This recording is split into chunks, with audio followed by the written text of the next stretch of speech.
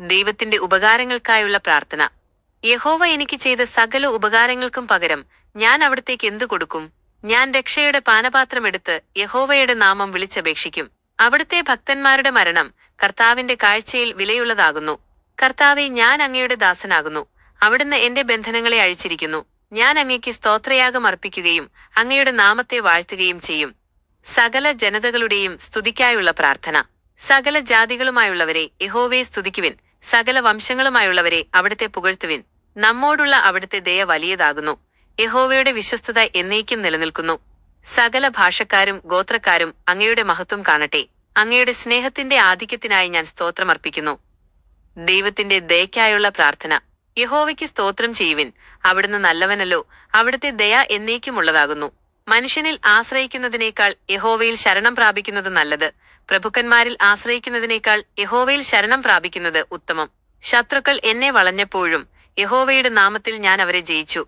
യഹോവ എന്റെ ബലവും എന്റെ സംഗീതവുമാകുന്നു. അവിടുന്ന് എന്റെ രക്ഷയായിത്തീർന്നു. വിജയത്തിനായുള്ള പ്രാർത്ഥന. യഹോവയുടെ വലംകൈ ഉയർന്നിരിക്കുന്നു. യഹോവയുടെ വലംകൈ വീര്യം പ്രവർത്തിക്കുന്നു. ഞാൻ മരിക്കാതെ ജീവനോടെ ഇരുന്ന് യഹോവയുടെ പ്രവൃത്തികളെ വർണ്ണിക്കും. കർത്താവ് എന്നെ കഠിനമായി ശിക്ഷിച്ചുവെങ്കിലും മരണത്തിന് ഏൽപ്പിച്ചു കൊടുത്തില്ല. നീതിയുടെ വാതിലുകൾ എനിക്ക് തുറന്നു തരണമേ. ഞാൻ അവയിൽ കൂടി കടന്ന് യഹോവയ്ക്ക് സ്തോത്രം ചെയ്യും. വീട് പണിയുന്നവർ തള്ളിക്കളഞ്ഞ കല്ല് മൂലക്കല്ലായി തീർന്നുവല്ലോ. ഇത് കർത്താവിനാൽ സംഭവിച്ചു. നമ്മുടെ കാഴ്ചയിൽ അത്ഭുതവുമാകുന്നു. പുതിയ ദിവസത്തിനായുള്ള പ്രാർത്ഥന. ഇത് യഹോവയുണ്ടാക്കിയ ദിവസം. ഇതിൽ നമുക്ക് സന്തോഷിച്ച് ആനന്ദിക്കാം. കർത്താവെ, ഇപ്പോൾ രക്ഷിച്ചരുളണമേ.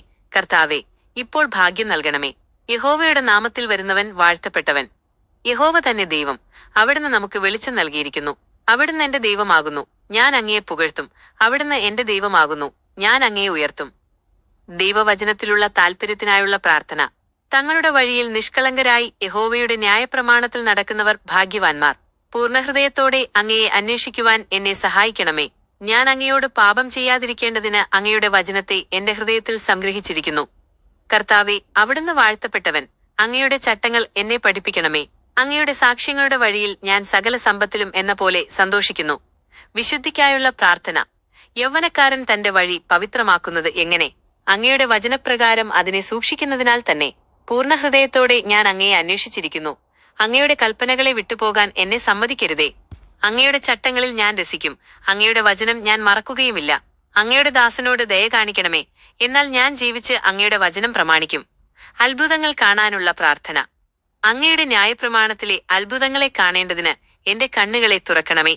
ഭൂമിയിൽ ഞാനൊരു പരദേശിയാകുന്നു. അങ്ങയുടെ കൽപ്പനകളെ എനിക്ക് മറച്ചുവെക്കരുതേ. നീതികെട്ട വഴിയെ എന്നിൽ നിന്ന് നീക്കി അങ്ങയുടെ സത്യത്തിന്റെ വഴി തിരഞ്ഞെടുക്കാൻ എന്നെ സഹായിക്കണമേ. അങ്ങയുടെ സാക്ഷ്യങ്ങളെ ഞാൻ മുറുകെ പിടിക്കുന്നു. കർത്താവെ, ഞാൻ ലജ്ജിച്ചു പോകുവാൻ ഇടയാക്കരുതേ. കഷ്ടതയിലെ വിടുതലിനായുള്ള പ്രാർത്ഥന. എന്റെ കഷ്ടതയിൽ ഞാൻ യഹോവയോട് നിലവിളിച്ചു. അവിടുന്ന് എനിക്ക് ഉത്തരം നൽകി. കർത്താവെ, വ്യാജമുള്ള അധരങ്ങളിൽ നിന്നും വഞ്ചനയുള്ള നാവുകളിൽ നിന്നും എന്റെ പ്രാണനെ വിടുവിക്കണമേ. സമാധാനത്തെ വെറുക്കുന്നവരുടെ ഇടയിൽ ഞാൻ വസിക്കുന്നു.